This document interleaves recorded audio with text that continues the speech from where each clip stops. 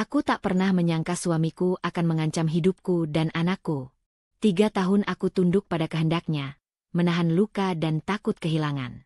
Hingga suatu hari aku bertemu dia lagi, memulung sampah, rapuh, dan tak lagi menakutkan. Sebelum mulai ceritanya, komen dulu kalian dari kota atau negara mana. Aku pengen tahu. Jangan lupa like, subscribe, dan aktifkan lonceng, supaya channel ini makin berkembang. Sisa rasa sesak dari malam sebelumnya masih menggantung di dada Risa ketika pagi datang. Ia bangun lebih cepat dari alarm, bukan karena segar, melainkan karena tubuhnya sudah terbiasa terjaga sebelum suara lain menyusul. Di dapur sempit rumah kontrakan itu, ia menyeduh teh dengan tangan sedikit bergetar, berusaha mengusir gema kalimat damar yang semalam mengendap tanpa benar-benar diucapkan. Tidak ada teriakan, tidak ada bentakan. Justru itu yang membuatnya sulit bernapas. Naya masih tidur di kamar kecil di ujung lorong. Risa menatap pintu kamar anaknya lama-lama, memastikan napasnya teratur. Sejak beberapa bulan terakhir, ia selalu memulai hari dengan ritual yang sama, memastikan Naya aman, sebelum memikirkan apapun tentang dirinya sendiri. Risa tahu, rumah ini bukan lagi tempat yang hangat. Ia belum bisa menyebutnya berbahaya, tapi dinginnya menusuk dengan cara yang pelan dan merayap. Damar muncul di ambang dapur, rambutnya masih basah, kemeja kerja disampirkan di bahu. Tatapannya menyapu meja yang sudah tertata rapi, nasi, telur, sambal, lalu berhenti di wajah Risa. "Kamu lupa gula di teh," katanya datar. Bukan teguran, bukan pula permintaan. Sebuah penilaian yang diletakkan begitu saja, seolah Risa adalah daftar yang harus selalu salah di satu baris. Risa mengangguk, bangkit untuk mengambil gula. Ia ingin berkata bahwa Damar tak pernah minum teh manis, bahwa ia sengaja mengurangi gula demi kesehatan mereka. Namun kalimat itu berhenti di tenggorokan. Akhir-akhir ini, setiap upaya menjelaskan hanya berujung pada tatapan Damar yang lebih lama, lebih dingin. Seakan-akan kata-kata Risa adalah pembelaan yang tidak diminta. "Mulai sekarang," Damar melanjutkan sambil duduk, "kamu jangan terlalu sering keluar rumah.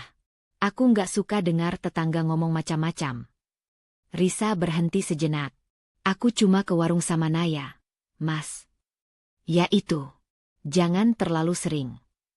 Nada Damar tetap rata, tapi ada garis tegas yang tak terlihat di antara kata-katanya. Sebuah batas yang tiba-tiba ada. Risa kembali ke kursinya. Di dalam dirinya, ada dorongan kecil untuk bertanya, sejak kapan itu jadi masalah? Tapi ia memilih diam.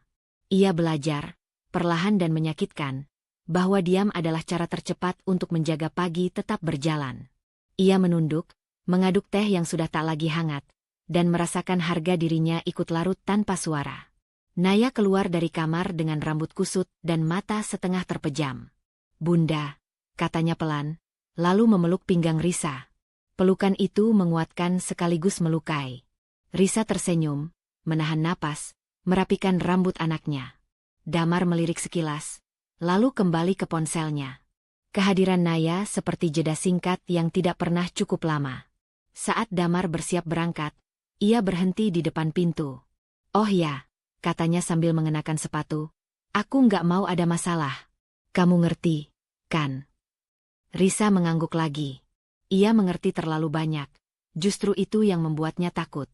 Kalimat itu terdengar ringan, tapi cara Damar menekankan kata masalah membuat perutnya mengeras. Bukan ancaman yang jelas, lebih seperti bayangan di dinding yang bentuknya berubah-ubah. Sepeninggal Damar, rumah terasa lebih lapang sekaligus lebih sunyi. Risa membersihkan meja dengan gerakan mekanis. Di kepalanya, ia memutar ulang percakapan barusan, mencoba menemukan celah yang aman. Tidak ada. Semua terasa seperti langkah kecil menuju sesuatu yang belum berani ia beri nama. Menjelang siang, Bu Ratna menelepon. Suara ibunya terdengar ceria, seolah dunia selalu baik-baik saja jika diucapkan dengan nada yang tepat. "Kamu sehat, Sa?" "Sehat, Bu," jawab Risa cepat. "Syukurlah. Ingat, jaga rumah tangga baik-baik. Sekarang orang gampang ngomong." Risa menutup mata. Kalimat itu menusuk, bukan karena salah, melainkan karena datang tanpa bertanya.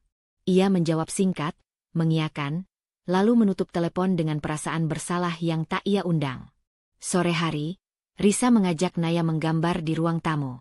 Ia berusaha hadir sepenuhnya, tertawa saat Naya mewarnai langit dengan warna hijau. Namun setiap kali suara motor berhenti di depan rumah, jantung Risa melonjak. Ia membenci reaksi itu, membenci tubuhnya sendiri yang belajar takut tanpa perintah. Damar pulang saat maghrib. Wajahnya lelah, bahunya tegang. Risa menyodorkan air minum. Damar menerimanya tanpa menatap. "Kamu kemana aja hari ini?" "Di rumah. Sama Naya," jawab Risa. Damar mengangguk singkat. "Bagus." Satu kata itu terasa seperti penilaian akhir. Risa menyadari, tanpa disadari, ia sedang dikondisikan untuk melapor. Untuk memastikan setiap langkahnya bisa dipertanggungjawabkan. Ada bagian dalam dirinya yang ingin menolak, ingin berkata bahwa ia bukan anak kecil. Tapi bagian itu masih kalah oleh ketakutan yang belum berbentuk. Malam turun. Naya sudah tidur. Risa duduk di tepi ranjang, mendengarkan langkah Damar di ruang tengah. Ia memikirkan hari-harinya ke depan, pekerjaan, anak, rumah, dan merasakan sebuah keputusan kecil muncul, berbahaya karena kesederhanaannya. Ia akan lebih berhati-hati, lebih diam, lebih patuh, untuk sementara. Keputusan itu tidak menyelesaikan apapun. Justru ia membuka pintu bagi tekanan baru yang belum ia pahami sepenuhnya. Risa mematikan lampu, berbaring dengan mata terbuka, dan untuk pertama kalinya mengakui pada dirinya sendiri, ada sesuatu yang salah, dan ia belum tahu bagaimana cara keluar tanpa mempertaruhkan segalanya. Risa tidak benar-benar tidur malam itu. Tubuhnya terbaring diam, tetapi pikirannya berputar, mengulang satu persatu potongan hari kemarin seperti pecahan kaca yang tak bisa disusun kembali. Keputusan kecil yang ia ambil sebelum memejamkan mata, lebih diam, lebih patuh, masih menggantung, belum diuji oleh apapun. Ia berharap pagi datang membawa pembenaran. Namun begitu cahaya pertama menyelinap lewat celah gorden, Risa justru merasakan sesuatu yang lebih berat menunggu. Damar sudah bangun lebih dulu. Suara air dari kamar mandi terdengar lebih lama dari biasanya, seolah ia sengaja menguasai ruang. Risa menyiapkan sarapan dengan gerakan pelan, berhati-hati agar tidak menimbulkan suara yang tak perlu. Ia menyadari betapa ia kini mengatur napasnya sendiri agar tidak mengganggu suasana, dan kesadaran itu membuat dadanya terasa sempit. Naya duduk di kursi makan, mengayun-ayunkan kaki. Anak itu memperhatikan ayahnya yang keluar dari kamar mandi dengan wajah kaku. "Ayah marah?" tanyanya polos. Damar berhenti sesaat, lalu tersenyum tipis. "Enggak, ayah capek." Risa tersenyum juga, terlalu cepat. Ia tahu, jawaban itu tidak menenangkan siapapun. Saat Naya berangkat sekolah bersama Risa, genggaman tangan anaknya terasa lebih kuat. "Bunda," bisik Naya di depan gerbang, "kalau aku pulang, Bunda ada, kan?" Risa menunduk, menatap mata kecil itu. "Ada," jawabnya mantap, meski ada bagian dalam dirinya yang bergetar. Pertanyaan itu sederhana, tapi datang dari tempat yang tidak seharusnya. Seorang anak yang seharusnya tidak peka pada ketegangan orang dewasa. Siang hari berjalan lambat. Risa membersihkan rumah, mencuci, mencoba mengisi waktu agar pikirannya tidak kembali ke tatapan Damar. Ia mengingat kalimat-kalimat kemarin, mencari tanda-tanda bahaya yang mungkin ia abaikan. Tidak ada bentakan, tidak ada pukulan. Hanya kontrol yang merayap, membuatnya ragu pada nalurinya sendiri. Damar pulang lebih awal sore itu. Wajahnya tegang, langkahnya berat. Risa menyambut dengan air minum, seperti biasa. Kali ini Damar tidak langsung menerimanya. Ia menatap Risa lama, seolah sedang menimbang sesuatu. "Kamu kenapa hari ini?" tanyanya. "Aku." Risa terkejut. "Nggak apa-apa." "Jangan bohong," kata Damar, suaranya naik sedikit. "Aku bisa lihat kamu aneh." Kalimat itu memancing sesuatu dalam diri Risa. Untuk pertama kalinya, ia merasa dorongan kuat untuk membela diri. "Aku cuma capek, Mas." "Sama seperti Mas." Damar tersenyum, tapi senyum itu tidak sampai ke matanya. "Kamu jangan sok menyamakan diri sama aku." Mereka duduk berhadapan di ruang tamu. Naya belum pulang. Kesunyian terasa lebih tebal tanpa kehadiran anak itu sebagai peredam. Damar menyandarkan tubuhnya, menyilangkan tangan. "Aku dengar kamu kemarin lama di luar," katanya. "Aku ke warung." "Sama Naya," jawab Risa. Nadanya lebih tegas dari yang ia rencanakan. Ada jeda singkat. Damar mencondongkan badan. "Dengerin aku baik-baik," katanya pelan. Terlalu pelan untuk sekadar peringatan. "Kalau kamu mulai melawan, kalau kamu bikin aku kelihatan bodoh, aku bisa bikin hidup kamu hancur." Risa merasa darahnya surut. "Mas, jangan potong." Damar memotong cepat. "Aku nggak ngancam. Aku ngasih tahu. Kamu itu apa tanpa aku? Kerja kamu, rumah ini, bahkan anak kamu. Semua bisa jadi masalah kalau aku mau." Kata-kata itu jatuh satu persatu, tidak terburu-buru, seolah sudah dipikirkan matang. Risa ingin menyangkal, ingin berkata bahwa itu tidak benar. Tapi ancaman itu tidak berdiri di atas logika. Ia berdiri di atas ketakutan. Dan ketakutan, Risa tahu, tidak perlu bukti untuk bekerja. Suara pintu depan terbuka. Naya masuk dengan ransel di punggung, wajah ceria yang langsung meredup saat melihat posisi orang tuanya. "Bunda." Risa bangkit cepat, tersenyum terlalu lebar. "Sini, sayang." Damar berdiri, mengambil kunci. "Aku keluar sebentar," katanya, seolah percakapan barusan tidak pernah ada. Setelah Damar pergi, Naya memeluk Risa erat. "Ayah marah sama Bunda." Risa mengusap punggung anaknya.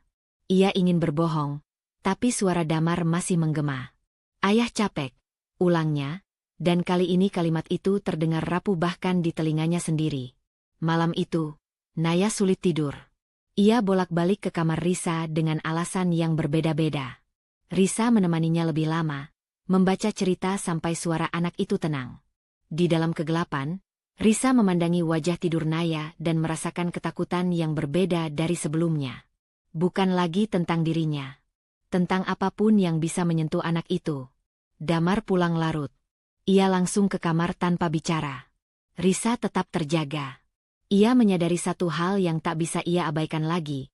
Ancaman itu nyata karena ditujukan pada titik terlemahnya. Dan selama itu, ia akan selalu kalah jika hanya mengandalkan diam. Risa bangkit pelan, memastikan Damar sudah terlelap. Ia membuka lemari kecil di sudut kamar, mengambil map berisi dokumen penting, akta lahir Naya, kartu identitas, beberapa lembar tabungan yang ia sisihkan diam-diam. Tangannya gemetar saat menyusunnya kembali, lalu menyelipkannya ke dalam tas kain yang jarang ia pakai.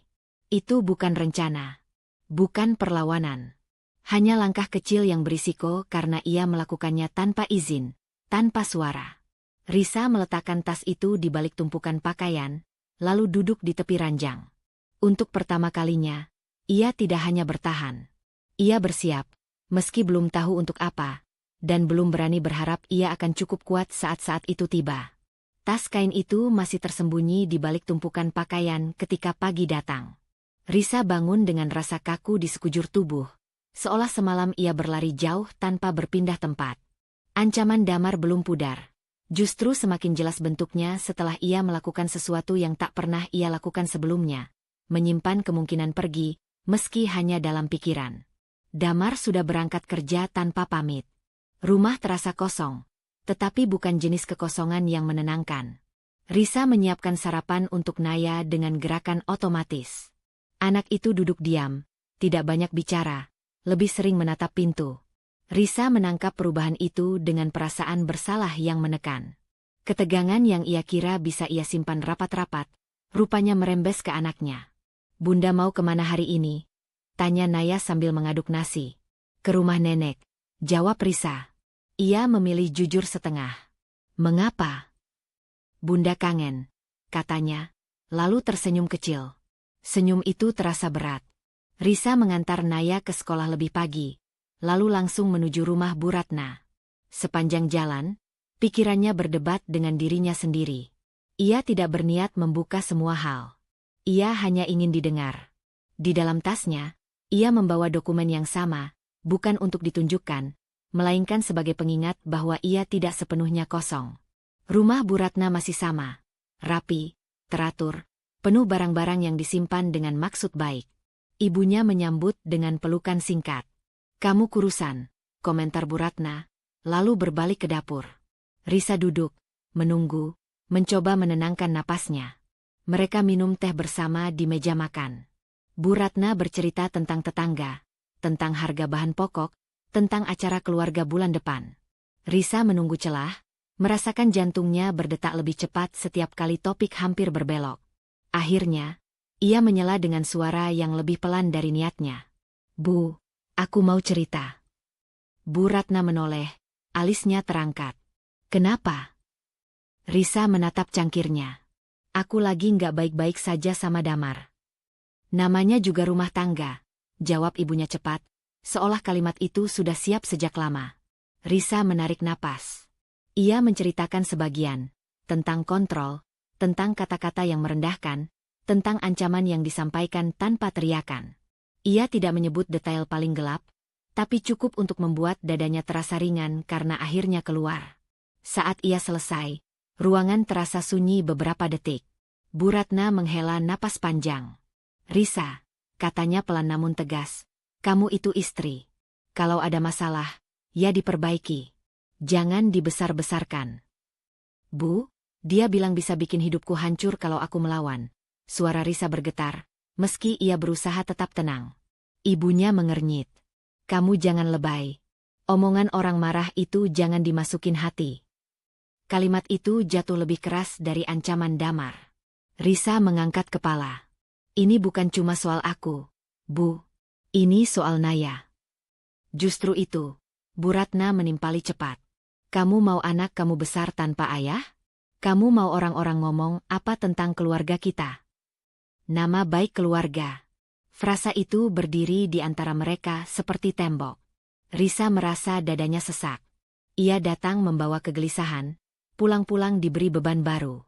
"Aku cuma minta didukung," katanya lirih. "Kami mendukung kamu bertahan," jawab Bu Ratna. "Kuat. Jangan mempermalukan diri sendiri." Risa terdiam. Ia menyadari sesuatu yang pahit. Dukungan yang ia harapkan bukan dukungan yang akan ia dapatkan. Ia bukan dianggap korban, melainkan penjaga citra. Saat ia bangkit pamit, Bu Ratna menepuk tangannya. "Sabar, ya. Semua perempuan juga begitu." Di perjalanan pulang, Risa merasa langkahnya lebih berat. Ia menyalakan ponsel, melihat pesan dari Damar yang singkat, "Jangan kemana-mana sore ini."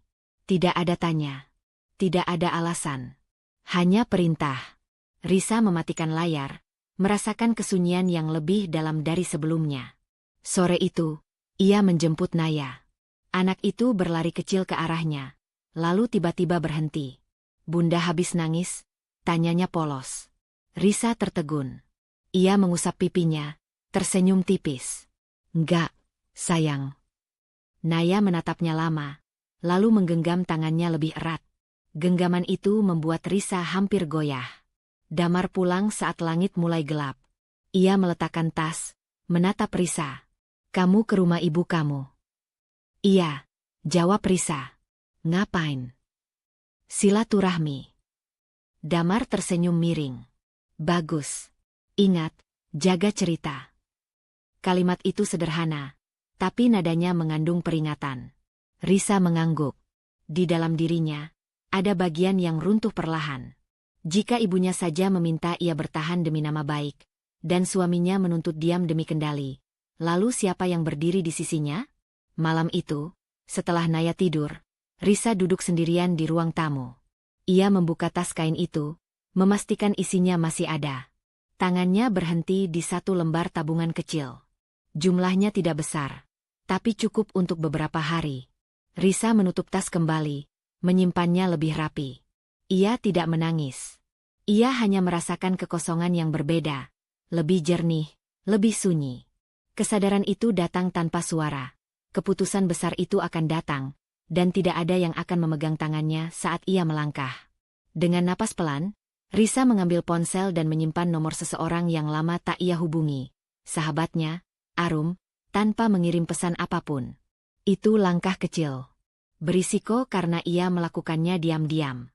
Tapi malam itu, untuk pertama kalinya, Risa mengakui pada dirinya sendiri bahwa bertahan bukan lagi satu-satunya pilihan, dan kesendirian ini mungkin adalah harga awal yang harus ia bayar.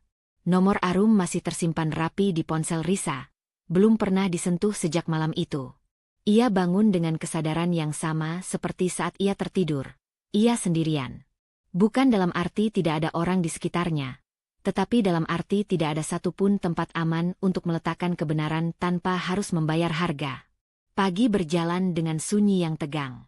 Damar sarapan tanpa bicara, seperti seseorang yang sudah menyelesaikan percakapan penting jauh sebelum lawannya tahu sedang diajak bicara. Risa mengamati punggung suaminya saat ia mengenakan sepatu, memperhatikan detail kecil, cara Damar menarik napas, cara rahangnya mengeras, dan merasa sesuatu yang tak terhindarkan sedang bergerak mendekat. Pulang tepat waktu, kata Damar sebelum pergi. Bukan permintaan. Risa mengangguk. Jantungnya berdetak tidak beraturan. Hari itu, Risa tidak kemana-mana. Ia membersihkan rumah lebih lama dari biasanya, bukan karena kotor, tetapi karena ia butuh alasan untuk bergerak. Naya pulang sekolah dengan cerita tentang pelajaran dan teman-temannya. Risa mendengarkan, tersenyum, menanggapi seperlunya, sambil menahan rasa bersalah karena pikirannya terus kembali pada satu hal. Bagaimana jika ancaman itu naik satu tingkat lagi? Menjelang sore, Risa mengantar Naya mengerjakan PR. Anak itu tiba-tiba berhenti menulis. "Bunda," katanya pelan, "kalau ayah sama bunda berantem, aku ikut siapa?" Pertanyaan itu membuat tangan Risa berhenti bergerak. "Kenapa tanya begitu?" Naya mengangkat bahu kecilnya. "Di sekolah ada temanku yang orang tuanya pisah." Risa memeluk Naya tanpa menjawab. Ia tahu, anak itu tidak benar-benar bertanya tentang sekolah. Ia bertanya tentang rumah mereka. Dan Risa tidak punya jawaban yang aman. Damar pulang saat matahari hampir tenggelam. Ia tidak langsung masuk kamar, melainkan duduk di ruang tamu, menunggu. Risa menyadari isyarat itu dan meminta Naya masuk ke kamar. "Main dulu di dalam," katanya, berusaha terdengar biasa. Naya menatapnya ragu, lalu menurut. Ruang tamu terasa lebih sempit tanpa suara anak. Damar menepuk sofa di depannya. "Duduk," katanya. Risa duduk, menjaga jarak, merasakan telapak tangannya dingin. "Aku capek." Damar membuka pembicaraan, suaranya datar. "Capek sama sikap kamu." "Aku berusaha," jawab Risa. "Berusaha apa?" Damar tertawa pendek. "Kamu makin banyak mikir. Makin berani." Risa menelan ludah. "Aku cuma mau kita baik-baik saja." "Baik-baik saja versi kamu," potong Damar. "Dengerin sekarang. Aku nggak mau drama. Kamu punya dua pilihan." Kalimat itu membuat waktu terasa melambat. Risa menatap Damar, mencoba membaca wajah yang pernah ia kenal. "Pertama," lanjut Damar, "kita cerai. Kamu keluar dari hidup aku. Jangan ganggu-ganggu lagi. Tapi ingat, hidup kamu setelah itu bukan urusan aku." Dan yang kedua, suara Risa hampir tidak terdengar. Damar condong ke depan. "Kamu tetap di sini. Tahu posisi. Nurut. Supaya anak kamu aman. Supaya kamu aman." Risa merasa dunia berputar. "Mas maksudnya apa? Aman?" Damar tersenyum tipis. Senyum yang tidak membawa kehangatan apapun. "Jangan pura-pura nggak ngerti. Dunia itu keras, Sa. Banyak hal bisa terjadi sama orang yang salah langkah." Kata-kata itu bukan lagi bayangan. Ia berdiri telanjang di tengah ruang, tanpa tempat bersembunyi. Risa ingin berteriak, ingin menyangkal, ingin lari ke kamar dan membawa Naya pergi. Tapi tubuhnya kaku. Ancaman itu bekerja karena ia langsung membayangkan wajah anaknya. "Aku ibu Naya," kata Risa akhirnya. Suaranya gemetar tapi jelas. "Justru itu," Damar menjawab cepat. "Makanya jangan egois." Tangisan tertahan terdengar dari arah kamar. Risa menoleh cepat. Pintu sedikit terbuka. Naya berdiri di sana, wajahnya pucat. "Naya." Risa bangkit, tapi Damar lebih cepat. "Masuk," kata Damar tajam. Naya menatap Risa, matanya penuh ketakutan, lalu menutup pintu perlahan. Pemandangan itu menghancurkan sesuatu di dalam diri Risa. Ancaman terhadap dirinya saja sudah cukup berat. Ancaman yang menyentuh anaknya adalah batas yang tidak pernah ia bayangkan harus ia hadapi. Malam itu, Damar meninggalkan rumah dengan alasan keluar sebentar. Risa mengunci pintu kamar Naya, memeluk anak itu erat. "Bunda di sini," bisiknya berulang kali, lebih untuk dirinya sendiri. Naya tertidur dengan mata sembab. Risa duduk di samping ranjang hingga larut. Ia tidak lagi memikirkan harga diri, tidak lagi memikirkan pandangan orang. Yang tersisa hanya satu pertanyaan yang berputar tanpa henti. Bertahan dengan risiko yang tidak bisa ia kendalikan, atau pergi dengan risiko yang sama besarnya? Ketika rumah benar-benar sunyi, Risa membuka tas kain itu lagi. Ia menghitung uangnya dengan teliti. Tidak cukup untuk hidup lama, tapi cukup untuk satu keputusan awal. Ia mengambil ponsel, menatap nama Arum di layar. Jarinya gemetar. Risa tidak menekan tombol panggil. Ia hanya menulis satu pesan pendek, lalu berhenti sebelum mengirim. Di kepalanya, suara ibunya, suara Damar, dan suara tangisan Naya saling bertabrakan. Akhirnya, ia menghapus pesan itu, menyimpan ponsel, dan berdiri. Risa melangkah ke pintu depan, membuka sedikit, memastikan malam di luar sepi. Ia menutup kembali pintu itu dengan hati-hati. Keputusan besar belum ia ambil. Tapi malam itu, ia memindahkan tas kain itu ke tempat yang lebih dekat dengan pintu keluar. Langkah kecil.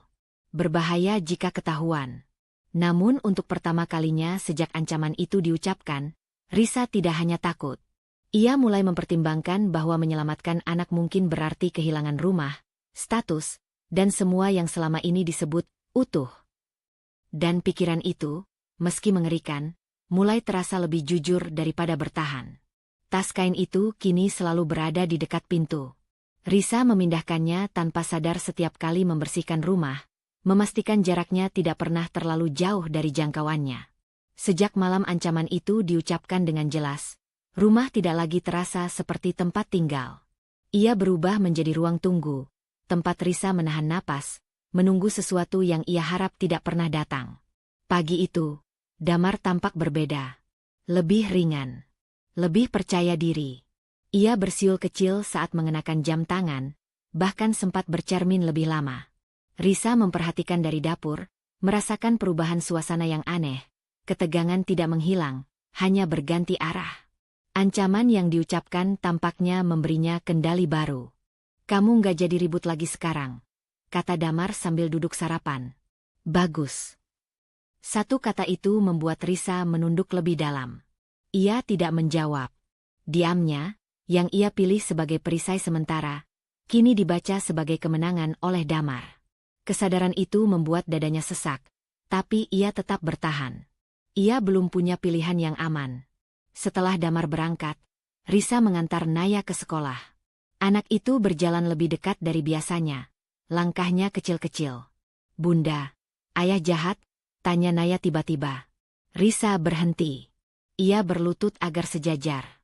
"Ayah lagi capek," jawabnya, kalimat yang semakin terasa seperti kebohongan yang menumpuk.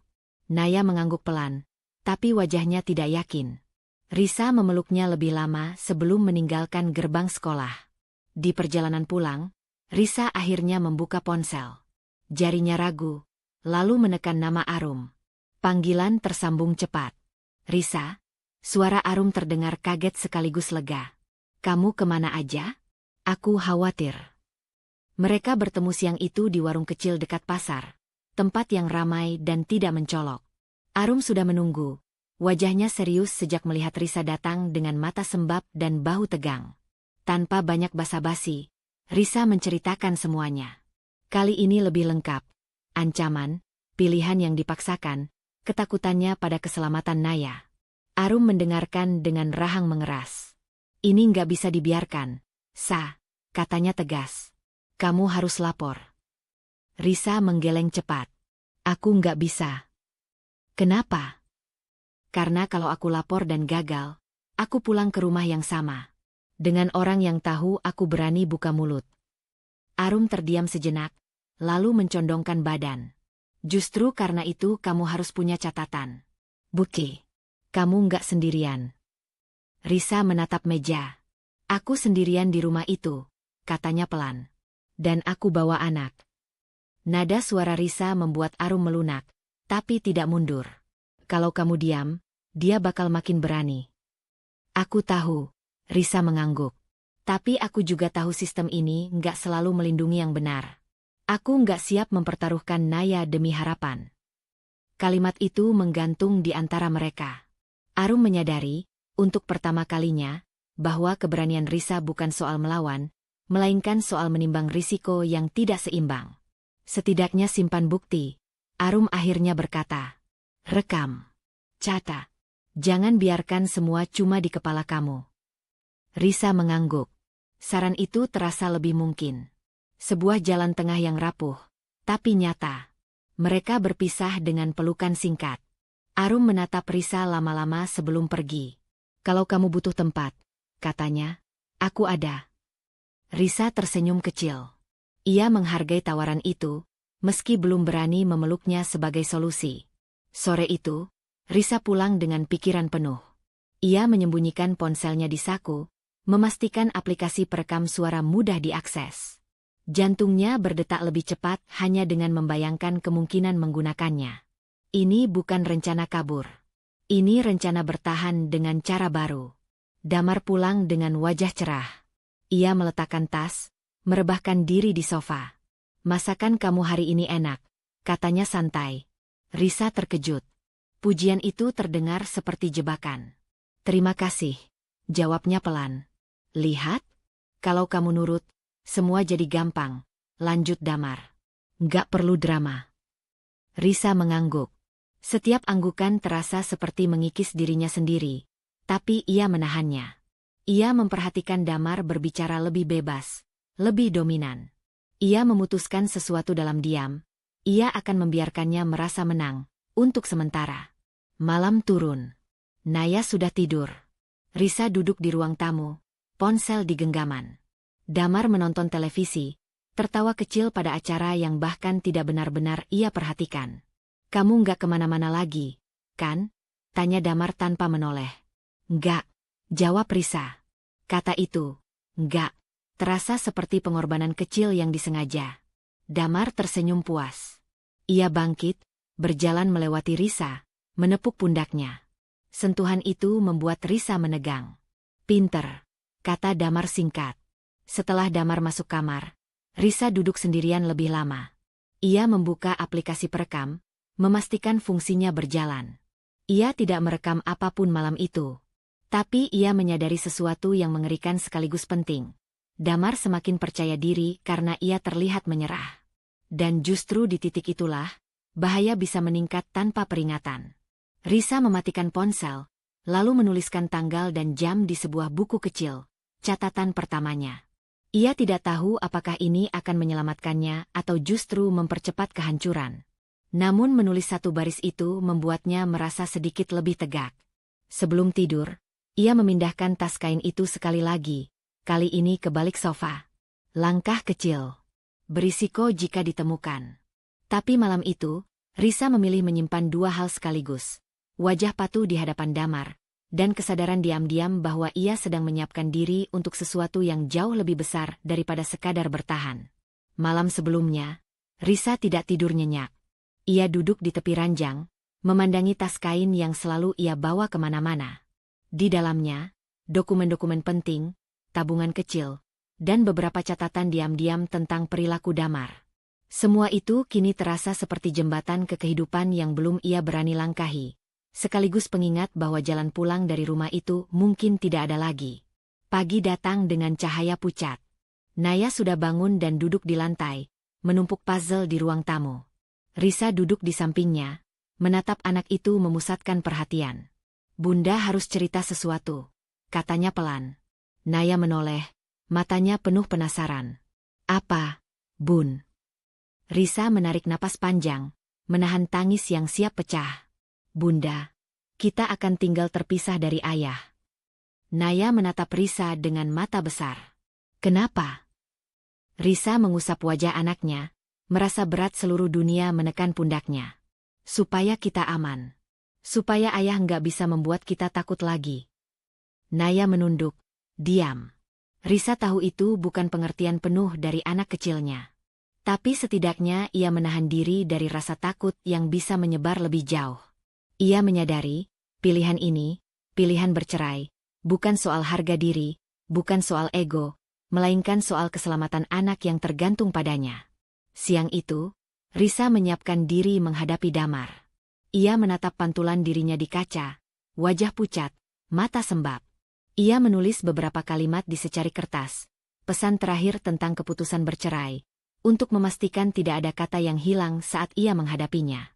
Ketika Damar pulang, langkahnya lebih ringan dari biasanya.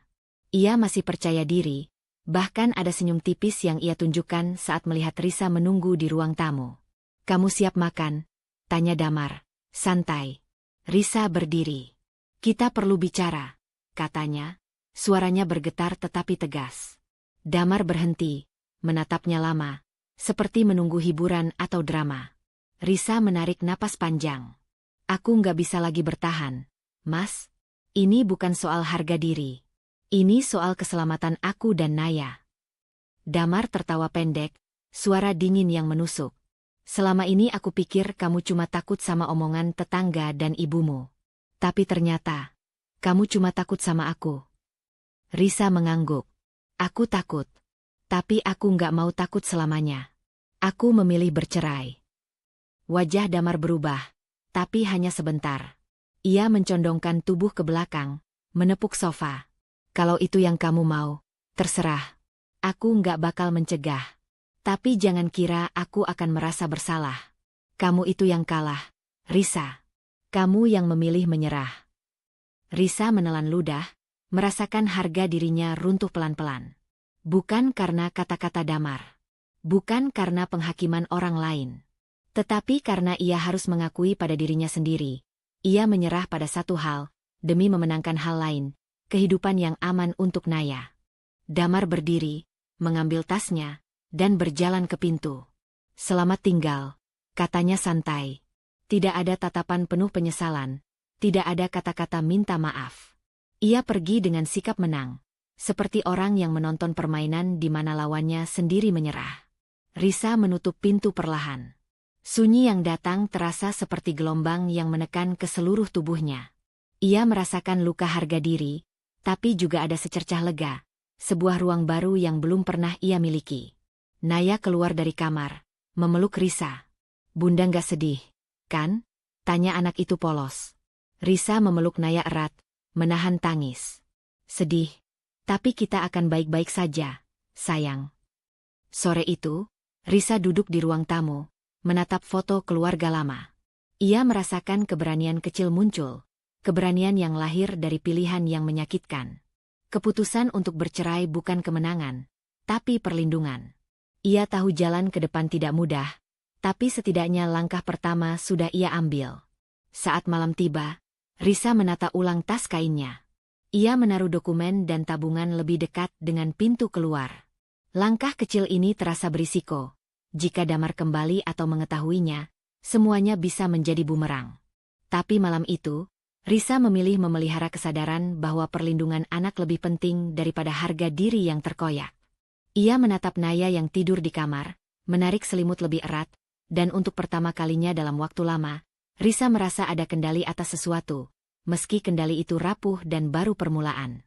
Langkah kecil sudah diambil, tapi tantangan yang lebih besar masih menunggu di depan, tersembunyi di balik senyum dan kesombongan Damar. Risa menarik napas panjang, menutup mata sejenak, dan membiarkan tubuhnya rileks sedikit. Ia tahu besok, dan besok-besok berikutnya, tekanan akan lebih berat. Tetapi malam itu, ia tidur dengan satu kesadaran baru. Kadang kalah dalam harga diri adalah cara satu-satunya untuk menang dalam kehidupan. Pagi itu, Risa membuka mata dengan rasa kantuk yang berat, tapi berbeda dari tidur-tidur sebelumnya. Kini ia tidak lagi tidur di bawah bayangan Damar, tapi di rumah sewaan kecil yang sederhana, tidak luas, tidak mewah, tapi miliknya dan Naya. Di dapur sempit, Risa menyiapkan sarapan dengan telaten, menghitung setiap sendok gula, setiap tetes minyak, agar pengeluaran tetap terkendali. Tabungan kecil yang ia sisihkan dari gaji sebelumnya terasa tipis, tapi cukup untuk menanggung hidup 2 orang untuk beberapa minggu. Naya sudah siap untuk sekolah. "Bunda, hari ini aku harus ikut ekstra menggambar," kata anak itu ceria. Risa tersenyum, meski hatinya berat karena mengetahui bahwa kebahagiaan Naya kini tergantung pada keberanian Risa menghadapi dunia yang keras. Ayo, sayang. Kita berangkat lebih pagi biar nggak terburu-buru, jawabnya sambil menggandeng tangan Naya. Perjalanan ke sekolah terasa lebih panjang dari biasanya. Risa menatap wajah anaknya yang bersinar, menyadari betapa anak itu tidak tahu betapa rapuh kehidupan mereka sekarang. Setiap langkah membawa tekanan baru, kebutuhan rumah tangga, biaya sekolah, sekaligus ketakutan lama yang tidak sepenuhnya hilang, mengenai Damar. Tapi ia menekankan satu hal dalam dirinya sendiri. Hari ini, ia harus bertahan. Setelah menurunkan Naya, Risa menuju kantor tempatnya bekerja sebagai staf administrasi di sebuah perusahaan distribusi. Ia tahu gaji yang diterima tidak besar, tapi cukup untuk menahan kehidupan mereka agar tetap berjalan. Di pintu kantor, ia disambut oleh Pak Hendra, atasan yang terkenal tegas dan sering menuntut lebih dari kemampuan pegawainya. Risa, masuk. Pak Hendra memanggil dengan suara berat. Ia menatap Risa seperti sedang menilai seberapa jauh wanita itu bisa bertahan di tekanan pekerjaan. Hari ini aku butuh laporan stok terbaru dan jadwal distribusi minggu depan selesai sebelum siang. Tidak ada alasan. Risa menelan ludah. Ia tahu Pak Hendra tidak main-main. Ia mengangguk pelan. Siap, Pak. Pak Hendra menepuk meja ringan. Bagus. Jangan sampai ada kesalahan. Semua orang bisa diganti kalau nggak kompeten. Kalimat itu menekan, seperti batu besar yang jatuh di dada. Risa merasakan detak jantungnya meningkat, tetapi ia menahan napas dan mulai menyiapkan dokumen. Tekanan di kantor terasa lebih berat karena ia tidak lagi memiliki pelindung seperti Damar. Tidak ada yang menutupinya dari kesalahan. Tidak ada yang mengingatkan bahwa ia manusia biasa. Ia sendirian. Saat jam berjalan, Risa dihadapkan pada banyak kesalahan minor dalam catatan inventaris yang harus diperbaiki cepat. Ia berusaha tetap fokus, tapi tangan gemetar karena kombinasi stres dan kekurangan tidur. Pak Hendra terus memeriksa pekerjaannya. Sesekali menunduk ke layar komputer Risa, mengangguk tipis, lalu menyipitkan mata. Risa, cepat periksa ulang lagi, katanya tiba-tiba. Ini belum sesuai standar. Aku nggak mau ada yang salah sedikit pun. Kalau terjadi kesalahan, itu bisa merugikan perusahaan. Bisa kamu bayangkan sendiri, kan? Risa mengangguk, menelan rasa frustasi yang hampir muncul. Ia tahu ini bukan semata-mata soal pekerjaan, tapi tentang ketahanan mentalnya. Setiap kata Pak Hendra terasa seperti ujian, mengukur seberapa jauh Risa bisa bertahan tanpa menjerit, tanpa menyerah. Siang menjelang. Risa merasa kepala berdenyut, tapi ia tetap menuntaskan laporan satu persatu. Ia menyadari bahwa hidup baru sebagai ibu tunggal bukan sekadar tentang materi. Ini soal ketahanan batin, mempertahankan harga diri yang rapuh, menjaga anak tetap aman, dan menghadapi tekanan orang lain tanpa tempat berlindung. Saat jam makan siang, Risa duduk di kursi kosong di sudut kantin. Ia membuka kotak bekalnya, tapi tidak selera makan. Pikiran tentang Naya, tentang uang yang tipis, tentang ancaman Damar yang entah kapan muncul lagi, membebani pikirannya. Ia mengeluarkan ponsel, membuka catatan kecil yang selama ini ia simpan. Rekaman suara Damar, dokumen, nomor darurat. Seketika ia merasa sedikit lebih aman. Setidaknya ada beberapa hal yang bisa ia kendalikan sendiri. Sore hari, Pak Hendra kembali mendekati meja Risa. Sudah selesai semua? Tanyanya. Ia mencondongkan tubuh, menatap layar komputer. Laporan stok ini harus lengkap. Jangan ada yang tertinggal. Aku nggak mau tahu ada kekurangan. Risa mengangguk lagi, suara pelan. Sudah, Pak. Semua sudah diperiksa ulang. Pak Hendra menghela napas panjang, seperti memikirkan sesuatu. Bagus. Tapi ingat, jangan lengah. Tekanan di sini akan semakin berat, dan aku akan selalu menuntut yang terbaik. Kamu harus bisa menyesuaikan diri. Setelah Pak Hendra pergi, Risa menatap layar kosong, merasakan tekanan yang tidak bisa hilang begitu saja. Ia sadar, hidup baru ini bukan sekadar soal bebas dari Damar, tapi juga menghadapi dunia nyata yang keras, di mana kesalahan sedikit pun bisa berakibat besar. Saat pulang, Risa menjemput Naya. Anak itu tersenyum, membawa hasil gambar ekstra yang dibuatnya. Risa tersenyum, mencoba menampakkan bahagia. Tapi di dalam dada, rasa lelah dan frustasi menumpuk. Ia tahu besok tekanan akan datang lagi. Pak Hendra menunggu dengan standar yang tidak bisa ditawar. Hidup menuntutnya lebih kuat, lebih cepat, lebih sempurna. Malam itu, Risa duduk di ruang tamu rumah sewaan mereka. Naya sudah tidur. Ia membuka tas kain, mengecek dokumen dan tabungan, merasakan beban yang terus menekan. Namun, malam itu juga membawa kesadaran baru. Ia mungkin sendirian menghadapi tekanan ekonomi, kerja, dan ancaman dari masa lalu, tapi ia sedang belajar bertahan. Ia menulis catatan kecil tentang pengeluaran minggu depan dan jadwal kerja. Langkah-langkah kecil itu terasa rapuh, tapi juga memberi kendali. Risa menutup buku catatan, menarik napas panjang, dan menatap Naya di kamar. Ia tahu hari esok akan lebih berat. Namun malam ini, ia memilih satu keputusan kecil, tetap bertahan. Bertahan untuk Naya, bertahan untuk diri sendiri, meski artinya menghadapi tekanan yang belum pernah ia rasakan sebelumnya. Langkah kecil ini berisiko, tapi juga memberi Risa sedikit kekuatan baru, kesadaran bahwa hidup baru sebagai ibu tunggal tidak hanya soal bertahan, tapi soal menghadapi ujian dengan kepala tegak, meski dunia terasa menekan dari segala arah. Pagi itu, sinar matahari menembus tirai rumah sewaan mereka dengan lembut, seolah dunia memberi harapan baru. Risa duduk di meja makan, menyiapkan sarapan sederhana untuk Naya. Telapak tangannya tetap gemetar, bukan karena rasa takut yang dulu menghantuinya, tapi karena perasaan yang lebih kompleks. Perasaan yang muncul setiap kali ia menghadapi anaknya dan ingatan akan Damar. Naya duduk di kursi kecilnya, menatap Risa dengan mata besar yang penuh pertanyaan. "Bunda," suaranya berhenti sebentar.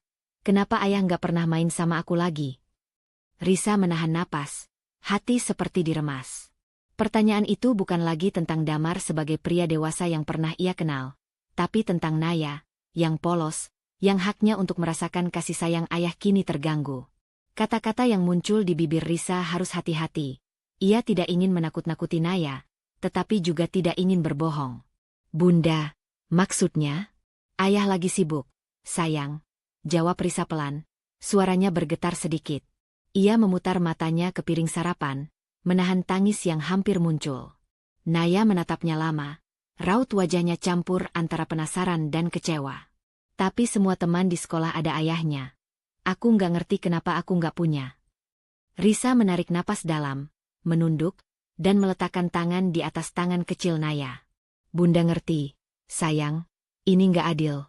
Tapi Bunda janji, kita akan selalu punya satu sama lain. Bunda akan selalu ada buat kamu." Risa merasakan panas di dada, rasa sakit yang belum hilang dari pernikahannya dengan Damar muncul kembali. Namun kali ini ia mencoba menahannya bukan untuk dirinya, tapi untuk Naya. Anak itu membutuhkan ketenangan, bukan kekacauan emosional. Di sekolah Naya, Risa duduk di bangku taman, mengamati anaknya yang tersenyum bersama teman-temannya. Ia menyadari sesuatu. Naya masih bisa bahagia, tapi Risa harus belajar menahan luka dalam dirinya sendiri agar tidak menular ke anaknya. Ia tahu itu tidak mudah. Risa menarik napas panjang, lalu menatap langit biru yang luas. Ketika pulang, Risa harus menghadapi kenyataan lain. Rumah yang harus ia urus, pekerjaan yang menunggu, dan uang yang terus menipis. Setiap langkah terasa lebih berat dari sebelumnya. Ia mulai menata ulang jadwal harian, membagi waktu antara pekerjaan, rumah, dan Naya. Ia sadar bahwa menahan emosi bukan berarti menekan semuanya. Ini soal memilih momen yang tepat untuk menunjukkan kekuatan dan kelembutan sekaligus. Sore hari, Naya duduk di sofa sambil menggambar. Ia menatap Risa dan bertanya lagi, lebih lembut kali ini.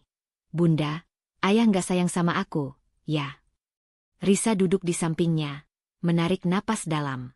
Kata-kata ini menyayat hati, tapi ia menahan air mata yang siap jatuh. "Ayah, mungkin nggak ngerti caranya sayang, tapi Bunda sayang sama kamu. Selalu." Naya tersenyum tipis, dan Risa merasakan sedikit lega. Ia tidak berbohong, tetapi ia juga menahan rasa sakit yang membara di dalam dada. Ia belajar bahwa sebagai ibu tunggal, tugasnya bukan hanya memberi makan dan rumah, tapi juga menjaga hati anak tetap aman dari luka lama. Malamnya, setelah Naya tidur, Risa duduk di ruang tamu. Ia membuka tas kainnya, menatap dokumen dan tabungan kecilnya. Kesendirian terasa berat, tetapi ia merasakan kekuatan yang berbeda. Ia belajar menghadapi luka tanpa membiarkan anaknya ikut merasakannya. Risa menuliskan rencana kecil, menyisihkan sedikit uang untuk pendidikan Naya, menyiapkan strategi pekerjaan agar lebih efisien, dan memikirkan langkah-langkah aman jika suatu saat Damar kembali mengganggu. Ia menyadari satu hal yang penting. Menahan emosi bukan berarti menyerah pada rasa sakit, tapi mengubahnya menjadi strategi hidup yang realistis. Di luar jendela, hujan turun perlahan, menimbulkan suara lembut yang menenangkan. Risa menatapnya, merasakan bahwa setiap tetes adalah pengingat bahwa hidup terus berjalan, bahkan ketika luka belum sembuh sepenuhnya. Ia merasakan beban yang sama, ekonomi terbatas, masa lalu yang menghantui, tetapi juga tekad baru untuk menghadapi semuanya demi Naya. Sebelum tidur, Risa menaruh catatan kecil di meja samping tempat tidur. Hari ini aku belajar menahan luka tanpa membohongi Naya.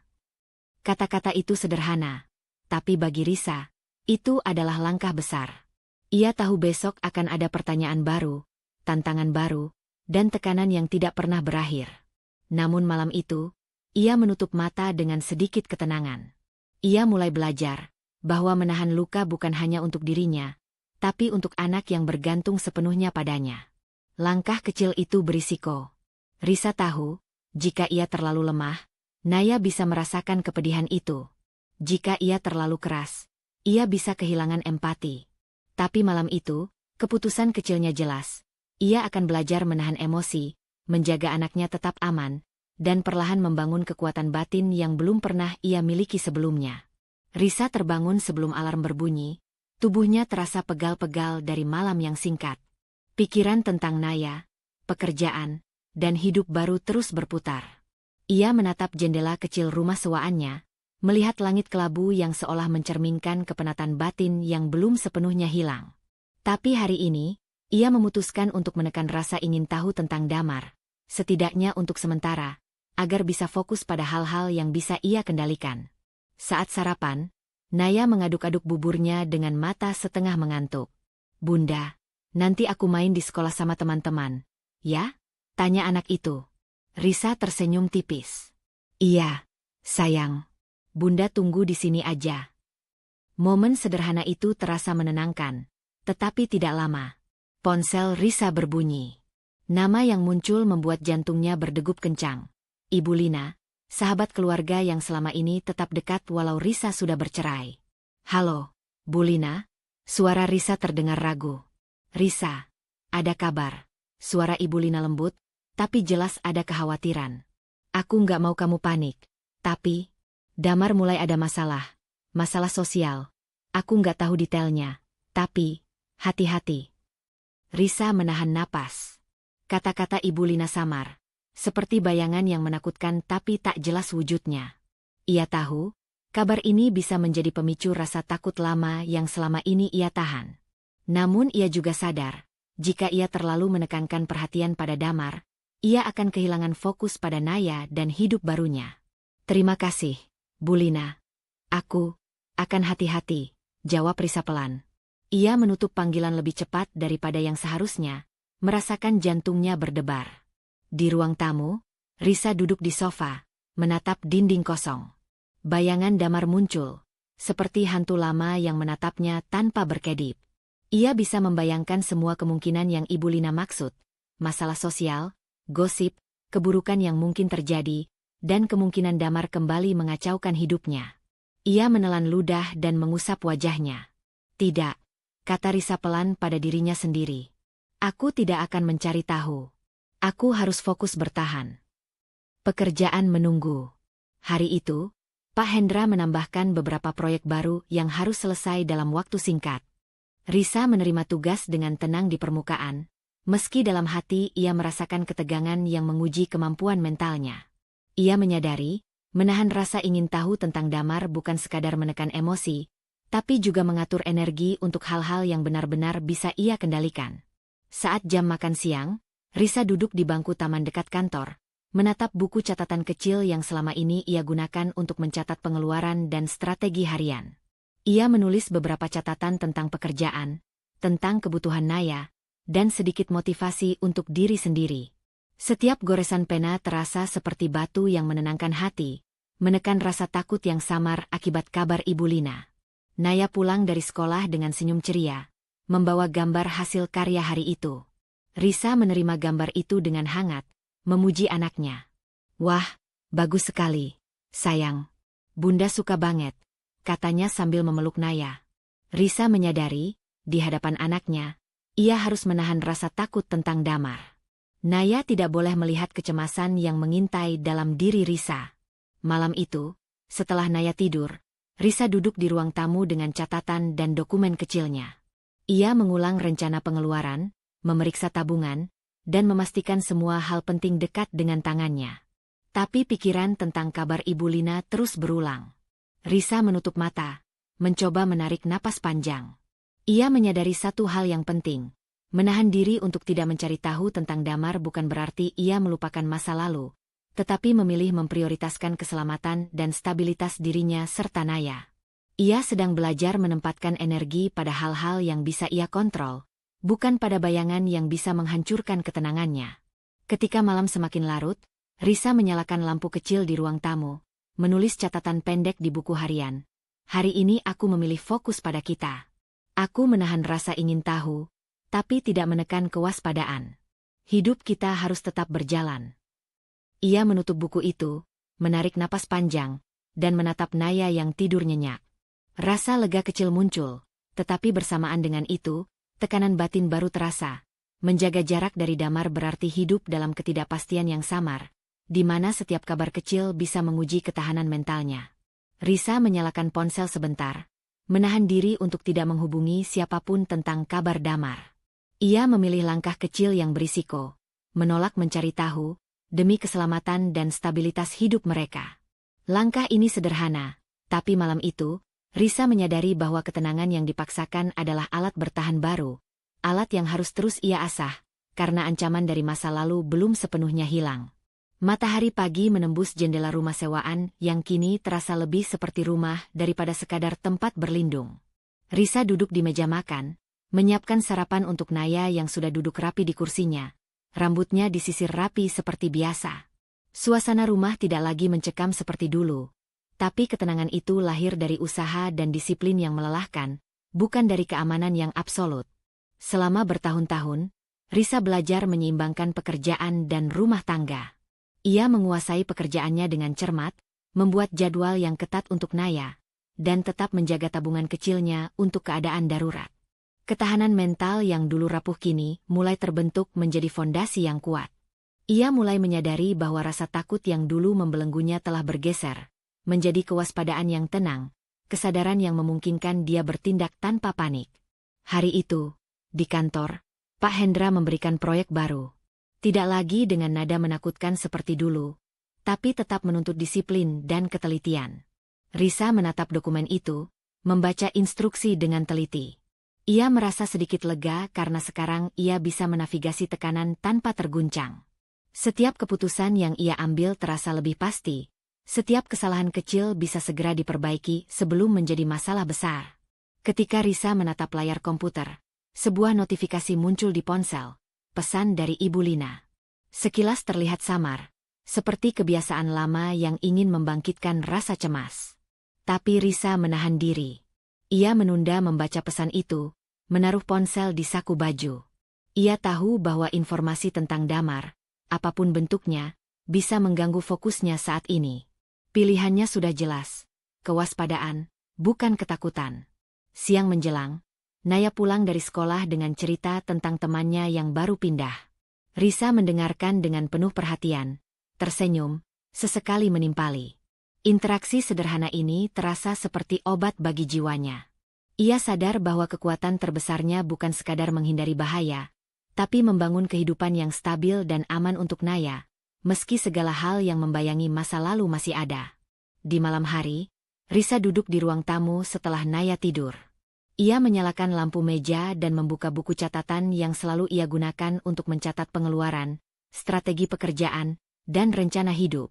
Ia menulis catatan kecil. Hari ini berjalan lancar. Aku bisa mengontrol situasi tanpa takut. Kata-kata itu sederhana, tapi bermakna besar. Tanda pertumbuhan batin yang nyata. Namun, kewaspadaan tidak hilang sepenuhnya. Risa menyadari, meski kehidupan terlihat stabil, risiko selalu ada. Setiap suara di luar rumah membuatnya menoleh. Setiap pesan masuk menimbulkan rasa ingin tahu yang terkontrol.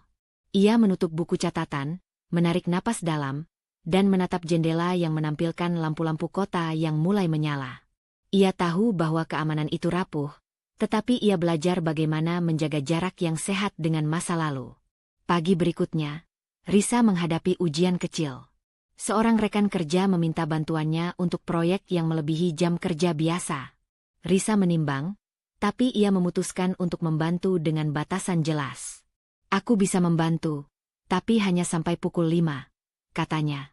Suara tegasnya membuat rekan itu mengangguk, menghormati batasan yang ia tetapkan. Ini adalah bentuk baru dari kewaspadaan, bukan ketakutan, tapi kontrol penuh atas hidupnya sendiri. Saat Risa pulang, ia menjemput Naya di sekolah. Anak itu tersenyum ceria, membawa tugas yang sudah selesai. Risa menatap wajah Naya, menyadari bahwa meski perjalanan mereka panjang dan penuh ketidakpastian, anak itu tumbuh bahagia. Ia tersenyum tipis, merasakan kebanggaan yang berbeda dari sebelumnya. Bangga bukan karena berhasil, tapi karena bisa bertahan. Malam itu, setelah Naya tidur, Risa menyalakan ponsel sebentar dan membuka pesan Ibu Lina. Pesan itu berisi kabar samar tentang Damar, bahwa ia terlibat masalah sosial kecil, tapi tidak rinci. Risa menatap layar, jantungnya sedikit berdegup. Ia bisa merasakan godaan untuk mengetahui lebih banyak, tapi ia menahan diri. Ia tahu langkah mencari tahu hanya akan menambah tekanan yang tidak perlu. Ia memilih untuk tetap fokus pada hidupnya dan Naya.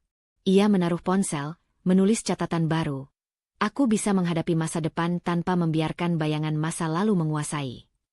Kata-kata itu menjadi mantra baru, pengingat bahwa kekuatan Risa bukan berasal dari melawan Damar secara langsung, tapi dari kemampuan mengelola emosi, menjaga anak, dan membangun hidup stabil meski ancaman samar terus ada. Sebelum tidur, Risa menatap Naya yang tidur lelap. Ia merasakan kedamaian kecil yang lahir dari ketenangan yang diperoleh dengan susah payah. Tapi tekanan batin baru muncul. Meski hidup stabil, kewaspadaan harus tetap ada. Setiap keputusan, sekecil apapun, bisa memengaruhi masa depan mereka. Langkah kecil yang berisiko malam itu adalah menahan diri dari rasa ingin tahu tentang Damar dan tetap fokus pada kehidupan nyata, meski godaan untuk mengintip masa lalunya selalu ada. Risa menarik selimut, menarik napas panjang, dan menutup mata. Ia tahu, pertumbuhan mandiri ini baru permulaan. Dunia nyata menunggu dengan tantangan yang lebih besar. Tapi untuk pertama kalinya dalam bertahun-tahun, ia merasa mampu menatapnya dengan kewaspadaan yang tenang, bukan ketakutan yang menghancurkan. Hari itu, Risa menjemput Naya lebih lambat dari biasanya karena rapat mendadak di kantor. Jalanan padat dan bising, namun matanya tidak bisa lepas dari trotoar di sebelah jalan ketika sebuah gerobak dorong dan tumpukan kantong plastik menarik perhatian. Sosok itu tak bisa ia hindari. Damar. Ia terlihat kurus, rambut kusut, baju lusuh yang dulu tak pernah ia bayangkan akan dipakai suaminya, dan tangannya sibuk memilah-milah sampah di pinggir jalan. Risa berhenti sejenak, napasnya tercekat. Rasa syok itu bukan sekadar kaget melihat kondisi fisiknya, tapi campuran aneh antara luka lama, kebencian yang masih tersisa, dan rasa kasihan yang tak diundang. Naya menarik tangannya. Bunda, kita jalan dulu, ya. Risa menelan ludah, mengangguk pelan. Iya, sayang, ayo. Namun matanya terus tertuju pada Damar, yang tidak melihat ke arah mereka. Ia tampak tenggelam dalam dunianya sendiri, wajahnya datar, seolah menahan rasa malu yang mungkin tak lagi peduli. Risa merasakan jantungnya berdegup tidak karuan. Rasa marah karena semua luka lama kembali hadir, tapi juga rasa iba yang sulit diterima. Di perjalanan pulang, Risa diam. Naya bercerita tentang teman-temannya di sekolah, tapi pikirannya tertahan pada pemandangan tadi. Kenapa hidup seseorang bisa berubah begitu drastis? Pikirnya dalam hati. Ia menyadari bahwa Damar yang dulu menakutkan dan penuh kontrol kini terlihat rapuh, tak berdaya, dan bahkan menyedihkan. Malamnya, setelah Naya tidur, Risa duduk di ruang tamu. Lampu kecil menyorot catatan dan dokumen yang selalu ia periksa setiap malam. Ia menarik napas panjang, mencoba memahami perasaan yang bergolak dalam dirinya. Ia merasa bersalah karena merasakan sedikit kasihan pada pria yang dulu begitu menyakiti mereka. Namun ia juga sadar, rasa kasihan itu tidak menghapus luka lama, justru membuatnya bingung antara empati dan kemarahan. Hari berikutnya, Risa bercerita sebentar pada Bu Ratna, tetangga sekaligus teman lama keluarga yang selalu menjadi tempatnya mencurahkan pikiran. Bu Ratna, aku tadi melihat Damar. Dia memulung sampah, ucapnya pelan, suaranya gemetar. Bu Ratna menatap Risa dengan serius.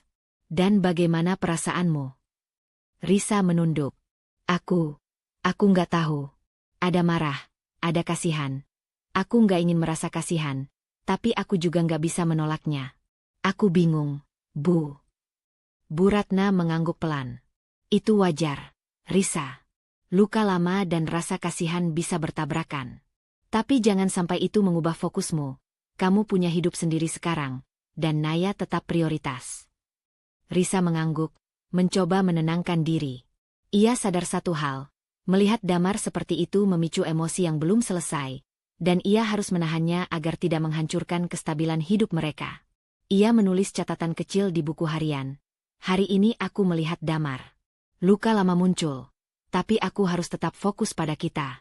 Kasihan bukan berarti kembali. Di malam itu, Risa memikirkan langkah-langkah kecil yang mungkin harus ia ambil jika suatu saat Damar kembali muncul. Ia memeriksa tabungan, mengecek keamanan rumah, dan menyiapkan strategi kecil agar Naya tetap aman. Tatapan mata Risa kali ini tidak hanya diwarnai rasa takut, tetapi juga kewaspadaan yang matang, hasil dari pengalaman bertahun-tahun menjaga anak dan dirinya sendiri. Malam semakin larut, Risa duduk di jendela ruang tamu. Bayangan Damar yang memulung sampah terus terbayang di matanya. Ia merasakan campuran antara emosi yang sulit diuraikan, kebencian, kasihan, dan rasa lega bahwa mereka sekarang bebas dari ancaman langsung. Namun tekanan batin baru muncul.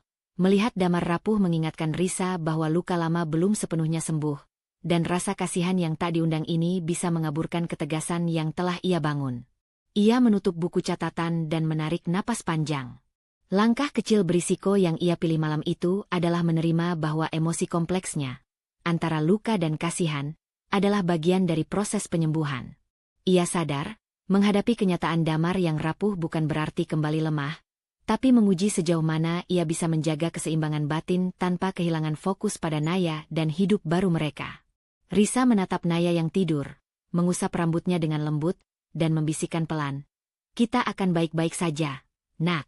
Bunda akan menjaga kita, apapun yang terjadi. Malam itu, Risa menutup mata dengan campuran lega dan kewaspadaan, sadar bahwa melihat Damar secara langsung hanyalah awal dari ujian batin yang lebih dalam. Ujian untuk tetap mandiri, tangguh, dan fokus, meski hati dipenuhi perasaan yang tak mudah dijinakkan. Pagi itu, Risa sedang menyiapkan sarapan untuk Naya ketika terdengar ketukan keras di pintu. Jantungnya berdegup kencang. Insting lama langsung muncul. Siapa yang datang bisa membawa masalah. Dengan hati-hati, ia menengok ke jendela. Sosok yang tak asing muncul di depan pintu. Damar. Tubuh Risa kaku seketika. Bayangan pria yang dulu mengancam hidupnya dan anaknya kini berdiri di ambang pintu rumah sewaan yang sederhana. Rasa syok dari beberapa hari lalu muncul kembali, tapi kali ini lebih tajam. Naya yang tengah menonton televisi di ruang tamu tidak menyadari siapa yang datang. Damar mengangkat tangan seolah ingin meminta maaf, tapi suaranya segera terdengar kasar dan defensif. Risa, dengar aku dulu. Ini semua bukan sepenuhnya salahku. Hidupku berat, orang-orang salah, keadaan yang memaksa aku begini. Risa menahan napas, hatinya campur aduk antara marah dan lega karena ia bisa menahan diri di depan anaknya. Ia menatap Damar dengan tenang, mencoba menata kata-kata sebelum meledak. Kata-kata yang sama, pola lama yang dulu selalu ia kenal, penolakan tanggung jawab. Aku dengar, Damar, ucap Risa akhirnya, suara pelan tapi tegas. Aku tahu kamu selalu punya alasan. Dan aku sudah tahu polanya. Tidak ada satupun yang berubah. Damar menatapnya, sedikit bingung. Apa maksudmu? Aku cuma ingin kita bicara, Risa. Aku ingin menjelaskan. Risa menarik napas panjang, menahan rasa sakit yang muncul. Menjelaskan apa? Bagaimana menyalahkan semua orang? Bagaimana menutupi semua kesalahanmu? Aku sudah mendengar itu bertahun-tahun. Damar. Aku sudah hidup dalam ketakutan karena alasanmu. Dan aku bercerai bukan karena aku lemah, tapi karena aku ingin selamatkan Naya. Damar terlihat tersinggung, wajahnya memerah. Tapi, aku juga menderita. Risa, semua orang salah. Aku nggak punya tempat untuk bertahan. Kau nggak pernah mengerti. Risa menggeleng pelan. Aku mengerti kamu menderita. Tapi menganggap semua orang salah dan tidak bertanggung jawab atas dirimu sendiri bukanlah cara menghadapi kehidupan. Itu cara yang menyakiti orang lain, dan aku tidak lagi bagian dari itu. Aku sudah memilih jalanku sendiri. Naya tiba-tiba muncul di pintu dapur, membawa cangkir kecil untuk Risa. Ia menatap Damar sebentar, lalu menoleh ke ibunya. Risa menatap anaknya dengan lembut, memberi sinyal agar Naya kembali ke ruang tamu. Naya, sayang, tunggu di sofa, ya. Bunda akan bicara sebentar, katanya sambil menahan nada panik dalam suaranya. Damar menarik napas panjang, tampak berjuang menguasai amarahnya. Aku cuma ingin tahu kenapa kau membiarkan segalanya begitu saja. Suaranya melemah, tapi tetap mempertahankan nada defensif. Risa merasakan campuran emosi yang kompleks. Marah karena sikap Damar tak berubah. Kasihan karena ia melihat manusia yang dulu penuh kontrol kini rapuh dan memulung sampah. Dan lega karena ia tidak lagi terperangkap dalam manipulasi emosionalnya. Ia menyadari satu hal. Melihat Damar seperti ini memicu refleksi batin. Ia harus tetap waspada, menjaga jarak, dan tidak membiarkan pola lama mengulang. Aku membiarkan segalanya, Damar, karena aku memilih hidupku sendiri, jawab Risa dengan tegas. Aku memilih Naya. Aku memilih untuk mandiri. Aku tidak akan membiarkanmu menarik aku kembali ke pola lama yang menyakiti kami. Damar menatapnya diam. Wajahnya terlihat tersinggung tapi juga kosong. Tidak ada kata-kata selanjutnya. Hanya udara yang tegang memenuhi ruang sempit itu. Risa menahan diri dari kata-kata kasar atau emosi yang bisa meledak. Ia tahu menghadapi Damar bukan tentang membalas, tapi tentang menjaga ketegasan dan stabilitas. Setelah beberapa saat, Damar mundur selangkah. Kau selalu begitu tegas, Risa. Tak pernah berubah, ucapnya dengan suara rendah, campuran frustrasi dan keputusasaan. Ia berbalik, meninggalkan rumah itu tanpa menoleh lagi. Risa menutup pintu dengan pelan, tubuhnya masih gemetar, napasnya tidak beraturan. Ia merasakan tekanan emosional yang baru, menghadapi Damar secara langsung bukan hanya membangkitkan luka lama, tapi juga memaksa dia melihat dengan jelas bahwa pola penolakan tanggung jawab itu tidak akan pernah berubah. Ia tidak bisa lagi berharap Damar menyadari kesalahannya, dan itu menimbulkan perasaan kehilangan yang berat, kehilangan harapan akan perubahan, sekaligus tanggung jawab yang dulu ia dambakan dari seorang suami. Di ruang tamu, Naya menatap ibunya. Bunda, dia marah lagi, ya? Risa tersenyum tipis, menahan air mata yang hampir jatuh. Iya, Nak, tapi Bunda sudah kuat sekarang. Kita aman. Malam itu, setelah Naya tidur, Risa menulis di buku harian. Hari ini aku melihat Damar bicara, tapi polanya sama. Aku bisa merasakan luka lama muncul lagi, tapi aku belajar menahan diri. Fokusku tetap pada kita. Kewaspadaan harus tetap ada. Ia menutup buku, menarik napas panjang, dan menatap jendela. Langkah kecil berisiko malam itu adalah menghadapi Damar tanpa terbawa emosi, menerima kenyataan bahwa tidak semua orang berubah, dan memutuskan tetap menjaga jarak. Tekanan batin baru muncul, rasa sakit karena kehilangan harapan akan tanggung jawab Damar, tapi juga tekad untuk tetap fokus pada Naya dan hidup yang ia bangun sendiri. Risa menatap langit senja dari jendela rumahnya, rasa lelah memenuhi tubuhnya setelah seharian mengurus pekerjaan dan Naya. Tapi ketenangan itu segera pecah ketika terdengar ketukan di pintu depan, lebih keras dan mendesak daripada sebelumnya. Ia mengenali suara itu, dan jantungnya langsung berdetak kencang. Damar berdiri di ambang pintu, wajahnya lebih lelah dari terakhir kali Risa melihatnya. namun kali ini ada nada putus asa yang jelas terdengar. Matanya menatap Risa dengan intensitas yang tak bisa diabaikan. "Risa, tolong aku." Suaranya hampir berbisik tapi penuh tekanan. "Aku nggak tahu harus ke siapa lagi. Aku butuh bantuanmu, demi Naya." Risa menelan ludah, tubuhnya seketika kaku. Kata-kata itu seperti pisau, bukan karena cinta yang kembali muncul, tapi karena kata Naya. Nama anaknya, yang selalu menjadi prioritas Risa, kini dijadikan alat damar untuk menarik simpati. "Apa maksudmu?" Suara Risa terdengar tegas tapi bergetar sedikit. Ia menahan langkah mundur, menahan diri dari reaksi spontan yang bisa membuat Naya melihat ketakutan ibunya. Damar menghela napas panjang, menunduk sejenak, lalu menatap Risa kembali. Aku melakukan kesalahan, Risa. Semua ini, hidupku. Aku nggak bisa mengurusnya sendiri. Tapi, aku nggak bisa kehilangan Naya. Dia satu-satunya yang buat aku merasa hidupku masih ada artinya. Tolong, Risa, bantu aku. Minimal, biarkan aku bertemu dia." Risa menunduk, hatinya bergejolak. Ia tahu Damar tidak berubah sepenuhnya. Pola lama penolakan tanggung jawab itu tetap ada di sana. Tapi melihat pria yang dulu begitu mengendalikan, kini rapuh dan memohon demi anaknya, menimbulkan rasa kemanusiaan yang sulit diabaikan. Ia menatap Naya yang sedang asyik dengan buku gambarnya di ruang tamu, polos dan tak menyadari ketegangan yang sedang terjadi. Risa merasakan konflik batin yang menekan, antara kewaspadaan yang telah ia bangun bertahun-tahun, dan dorongan kemanusiaan yang membuatnya ingin menanggapi permintaan Damar demi anak mereka. "Damar, ini sulit," kata Risa akhirnya, suara rendah tapi tegas. "Aku nggak bisa menutup mata terhadapmu yang minta bantuan, tapi aku juga nggak bisa melepas Naya begitu saja. Aku harus pikirkan langkah aman. Aku harus pastikan anak kita aman terlebih dulu." Damar menatapnya, wajahnya campur antara putus asa dan marah yang ditekan. "Risa, tolong. Aku nggak punya siapa-siapa lagi. Aku nggak minta bunda. Aku cuma, untuk Naya. Jangan buat aku kehilangan dia juga." Risa menutup mata sejenak, menarik napas panjang. Bayangan masa lalu muncul.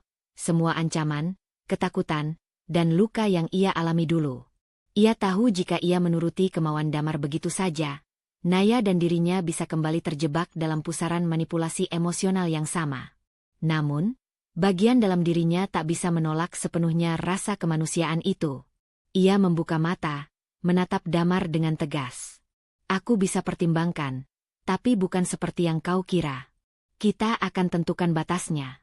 Aku tidak akan membiarkanmu masuk ke hidup kami tanpa aturan yang jelas. Jika kau ingin bertemu Naya, ada syaratnya. Aku yang menentukan." Damar terlihat lega tapi juga skeptis, matanya tak lepas dari Risa. Ia tersenyum tipis, namun ada ketegangan di wajahnya yang menunjukkan bahwa ia tidak sepenuhnya percaya. "Apapun Bunda tentukan. Aku cuma janji akan ikuti." Risa menelan napas. Tekanan batin terasa semakin berat. Ia tahu keputusan kecil yang akan ia ambil malam itu, apakah membiarkan Damar bertemu Naya dengan batasan ketat atau menolaknya sama sekali, bisa menjadi titik balik yang menentukan rasa aman mereka. Ia tidak bisa terburu-buru, tapi juga tidak bisa mengabaikan permintaan pria itu begitu saja. Setelah Damar pergi, Risa duduk di ruang tamu, memikirkan segala kemungkinan. Ia menyadari bahwa kemanusiaan yang muncul malam itu bukan kelemahan, tapi ujian batin yang lebih kompleks. Bagaimana menyeimbangkan empati dengan kewaspadaan yang telah ia bangun bertahun-tahun. Ia menulis di buku catatan, "Hari ini Damar minta bantuan. Aku goyah bukan karena cinta, tapi karena rasa kemanusiaan. Aku harus menentukan batas dan tetap menjaga keselamatan Naya." Langkah kecil berisiko malam ini adalah memikirkan pertemuan itu dengan kepala dingin, bukan hati yang terguncang. Risa menarik napas panjang, menatap Naya yang sudah tidur pulas. Di balik semua emosi yang muncul, ia tahu satu hal, keputusan yang akan diambil harus tegas dan penuh pertimbangan. Malam itu, tekanan batin baru muncul, antara rasa kemanusiaan dan kewaspadaan yang harus terus ia pertahankan. Langkah kecil yang ia pilih malam ini bisa menentukan arah hidup mereka selanjutnya. dan Risa menyadari bahwa ini adalah ujian terbesar sejak ia memutuskan hidup mandiri. Malam itu, setelah Damar pergi dengan permintaan yang meninggalkan jejak berat di hatinya, Risa duduk di ruang tamu sambil menatap Naya yang tertidur lelap. Suara detik jam dinding terdengar begitu nyata, seakan menghitung setiap detik keputusan yang harus ia buat. Tekanan batin yang muncul sejak melihat Damar memulung, hingga permintaan pertolongan kemarin, kini mencapai puncak. Ia tahu bahwa langkah berikutnya akan menentukan stabilitas hidup mereka selamanya. Risa menghela napas panjang, menatap catatan-catatan yang berisi rencana harian dan tabungan yang ia susun rapi. Ia sadar satu hal, menolong Damar bukan berarti membiarkan masa lalu kembali menguasai hidupnya. Sebaliknya, menolong tanpa batas bisa menariknya kembali ke pusaran manipulasi dan luka lama. Pagi berikutnya, Risa menghubungi Damar melalui pesan singkat. Aku akan bantu, tapi hanya sebatas aman untuk Naya dan aku. Tidak ada pertemuan tanpa syarat, dan tidak ada campur tangan di hidup kita. Pesan itu dikirim dengan jari gemetar, tapi kepalanya jernih. Ini adalah keputusan tegas yang lahir dari pengalaman bertahun-tahun menghadapi ancaman emosional dan manipulasi. Beberapa jam kemudian, Damar membalas. Kata-katanya penuh harap tapi terkontrol. Aku mengerti, Risa. Aku hargai batasmu. Aku cuma ingin memastikan Naya baik-baik saja. Risa menatap layar ponsel, hatinya masih bergejolak. Ia tahu menolong Damar sebatas itu akan memunculkan perasaan bersalah, kasihan, bahkan sedikit kebingungan, campuran emosi yang sudah akrab baginya. Tapi ia menahan diri, menegaskan batas yang telah ia tetapkan. Ia tidak akan membuka pintu lama yang dulu menyakiti hidupnya. Hari itu, Risa memutuskan untuk menolong Damar dengan cara praktis dan aman. Ia menyiapkan paket makanan dan kebutuhan dasar yang bisa dikirim tanpa harus bertemu langsung, memastikan Damar tidak kelaparan atau terlantar, tapi tetap menjaga jarak fisik dan emosional. Ketika kurir mengantar paket itu ke alamat yang Damar berikan, Risa menahan napas. Ia tahu, meski sederhana, langkah ini adalah cara menolong tanpa menjerat dirinya kembali ke pola lama. Di sisi lain, Risa melihat Naya bermain di ruang tamu, wajahnya polos dan bahagia. Setiap senyum anak itu seperti pengingat bahwa segala keputusan Risa harus memprioritaskan keselamatan dan ketenangan batin mereka. Ia menatap anaknya, menarik napas panjang, dan membisikkan, "Ini untuk kita, Nak. Bunda akan selalu menjaga kita." Siang harinya, Risa bertemu Bu Ratna di pasar kecil dekat rumah. Ia menceritakan langkah yang ia ambil, menolong Damar sebatas-batas aman. Bu Ratna mendengarkan dengan seksama, mengangguk perlahan. Kamu memilih dengan hati dan akal, Risa. Tidak membuka pintu lama adalah cara bertahan yang bijaksana. Tapi ingat, tetap waspada itu penting. Risa mengangguk, menyadari betapa sulitnya menyeimbangkan rasa kemanusiaan dengan kewaspadaan. Ia merasa ada sedikit rasa bersalah karena tidak bisa menolong sepenuhnya. Tapi itu digantikan dengan ketenangan karena langkahnya aman. Ia belajar bahwa menolong bukan berarti menyerahkan kendali atau mengulang luka lama. Malam harinya, Risa duduk di meja belajar, menulis di buku catatan. Hari ini aku menolong sebatas-batas aman. Aku tidak membuka pintu lama.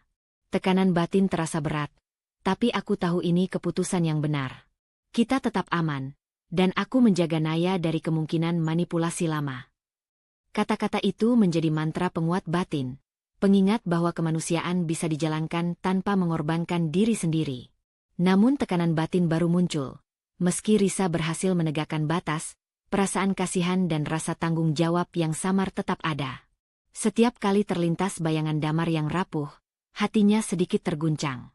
Ia menyadari bahwa mengatur batas aman adalah proses berkelanjutan, bukan satu kali keputusan. Malam itu, sebelum tidur, Risa menatap Naya yang sudah terlelap, menarik selimut dengan lembut, dan berbisik, "Bunda melakukan yang terbaik untuk kita. Kita aman, Nak. Dan Bunda akan selalu menjaga batas itu."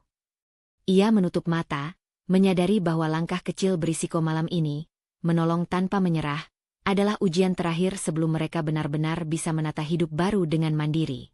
Risa menarik napas dalam, menyadari satu hal yang penting. Menegakkan batas bukan hanya tentang keamanan fisik, tapi juga menjaga kebebasan batin. Malam itu, tekanan batin berubah menjadi kewaspadaan penuh kesadaran. Ujian terakhir sebelum klimaks emosional mereka benar-benar tertutup di episode terakhir. Matahari pagi menembus tirai tipis di rumah sederhana Risa. Suara Naya tertawa kecil dari kamar tidurnya memenuhi udara, membangkitkan kehangatan yang Risa rasakan sejak pagi pertama mereka membangun kehidupan baru. Tidak ada ancaman, tidak ada suara keras yang mengintimidasi, hanya ketenangan yang lahir dari keputusan panjang dan perjuangan batin yang melelahkan. Risa duduk di ruang tamu, menatap cangkir teh hangat yang berada di tangannya. Ia mengingat semua perjalanan yang mereka lalui, mulai dari ancaman damar, rasa takut yang menelan hari-harinya, hingga rasa bersalah yang dulu selalu menghantui. Semua itu kini terasa seperti bayangan yang jauh, bukan sesuatu yang masih mengikatnya. Ia menarik napas panjang dan tersenyum tipis, menyadari bahwa batinnya utuh. Langkahnya hari ini bukanlah tentang melarikan diri dari masa lalu, tapi tentang melanjutkan hidup dengan kesadaran penuh. Ia menatap foto kecil Naya di rak, foto di hari pertama mereka pindah ke rumah baru, dan hatinya penuh dengan rasa bangga. Anak itu tumbuh bahagia, mandiri, dan ceria. Risa menyadari bahwa keberanian yang ia tanam selama bertahun-tahun tidak hilang. Ia kini tumbuh menjadi fondasi yang kuat untuk membesarkan Naya. Di luar, tetangga menyapa hangat. Pak Hendra yang dulu memberi tekanan di kantor, kini tersenyum ringan saat Risa melewati gang kecil menuju mobil. Hubungan profesional tetap ada, tapi tidak ada lagi rasa takut. Risa menyadari bahwa batasan yang ia tetapkan dengan tegas bukan hanya melindungi anaknya, tapi juga dirinya sendiri dari pengaruh orang yang bisa menimbulkan tekanan batin. Hari itu, Risa menjemput Naya dari sekolah. Anak itu berlari kecil ke pelukannya, membawa cerita tentang teman-teman dan guru baru. Risa mendengarkan dengan penuh perhatian, kadang tersenyum atau menimpali, membiarkan percakapan ringan menjadi momen sederhana namun mendalam. Ia sadar bahwa kebahagiaan mereka tidak tergantung pada masa lalu, tapi pada perhatian, cinta, dan ketegasan yang ia tanamkan setiap hari. Dalam perjalanan pulang, Risa melewati jalan yang dulu menjadi saksi ketakutan dan ancaman. Ia menatap trotoar yang pernah ia lihat damar memulung. Hati Risa tenang, tidak ada getar takut, tidak ada dendam. Ia belajar menerima bahwa hidup orang lain, termasuk damar, adalah urusan mereka sendiri. Pilihannya adalah melindungi Naya dan membangun hidup mereka, bukan menengok luka lama. Sore hari, Risa duduk di meja belajar sambil membuka catatan hariannya. Ia menulis, "Hari ini aku merasa benar-benar bebas. Tidak ada dendam, tidak ada rasa bersalah. Kita selamat, dan aku bisa membesarkan Naya dengan keberanian yang lahir dari luka yang kini sembuh. Hidup baru ini milik kita, nak." Ia menutup buku catatan dan menatap Naya yang sedang menggambar di meja kecilnya. Risa tersenyum, menarik napas dalam, dan merasakan kepuasan yang tidak pernah ia rasakan sebelumnya. Semua keputusan kecil yang berisiko, menetapkan batas aman dengan damar, memilih hidup mandiri, menahan emosi yang memuncak, membawa mereka ke titik ini, sebuah hidup yang stabil, damai, dan utuh secara batin. Malam menjelang, Risa menyalakan lampu lembut di kamar Naya. Ia menatap anaknya yang tertidur pulas dan merasakan ketenangan yang dulu terasa mustahil. Tidak ada bayangan ketakutan. Tidak ada suara keras, hanya rasa lega yang mendalam. Risa tahu bahwa hidup mereka tidak sempurna, tapi ia telah belajar untuk menerima ketidaksempurnaan itu tanpa kehilangan kedamaian batin. Sebelum tidur, Risa berdiri di jendela, menatap lampu-lampu kota yang berkilau. Angin malam menerpa wajahnya, membawa aroma hujan yang masih tersisa di jalan. Ia merasakan kebebasan yang sejati, bukan kebebasan dari orang lain, tapi dari belenggu emosi yang dulu menahan dirinya. Tekanan batin yang muncul malam ini hanyalah rasa tanggung jawab yang sehat, untuk menjaga Naya dan membimbingnya tumbuh dengan keberanian dan cinta. Langkah kecil berisiko terakhir yang ia pilih malam itu adalah melepaskan sepenuhnya masa lalu. Tidak dendam, tidak kasihan yang menjerat, hanya perhatian yang tulus pada anak dan hidup mereka sendiri. Risa tahu ini bukan akhir dari perjalanan, tapi permulaan hidup baru yang stabil dan utuh. Ia tersenyum, menarik selimut, dan membisikkan lembut, "Kita bisa menghadapi apapun, nak. Kita akan baik-baik saja." Malam itu, Risa menutup mata dengan perasaan penuh damai. Ia telah menuntaskan konflik utama, menyembuhkan luka batin, dan memilih arah hidup yang jelas. Membesarkan anaknya, menjaga dirinya sendiri, dan menjalani hidup baru dengan keberanian yang lahir dari pengalaman, bukan dari ancaman atau ketakutan. Dunia mereka kini tenang, batin Risa utuh, dan masa depan terbuka dengan peluang yang nyata, hidup baru yang mereka ciptakan sendiri. Hidup tidak selalu mudah, dan terkadang kita harus membuat keputusan yang berat demi keselamatan dan kebahagiaan diri sendiri maupun orang yang kita cintai. Belajar menegakkan batas, menjaga hati tanpa membiarkan luka lama menguasai, dan memilih langkah yang bijaksana adalah bentuk keberanian yang sesungguhnya. Ingatlah, memaafkan atau menolong orang lain tidak selalu berarti menyerahkan kendali atas hidupmu. Kadang itu justru menegaskan kekuatanmu sendiri. Terima kasih telah mengikuti perjalanan Risa dan Naya hingga akhir. Semoga kisah ini mengingatkan kita semua untuk berani melangkah maju, menjaga hati, dan menciptakan kehidupan yang damai dan utuh. Sampai jumpa di cerita selanjutnya.